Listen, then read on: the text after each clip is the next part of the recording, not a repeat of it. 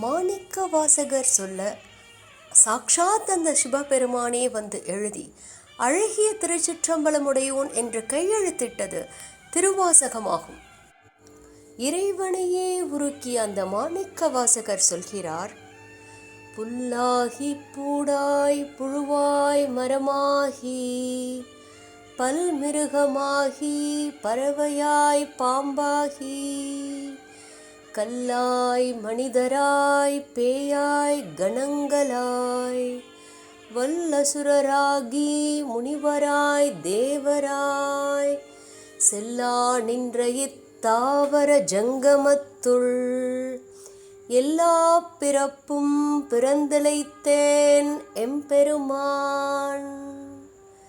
மெய்யே உன் சனாதன ஹிந்து தர்மம் மிக கடுமையான கீழான பிறவிகளிலிருந்து பயணித்து வரும் ஒரு ஜீவன் மனித பிறவியிலிருந்து தெய்வ நிலைக்கு உயர தனக்குள்ளும் வெளியிலும் இருக்கும் அந்த பேரன்பை உணர வழிகாட்டுகிறது.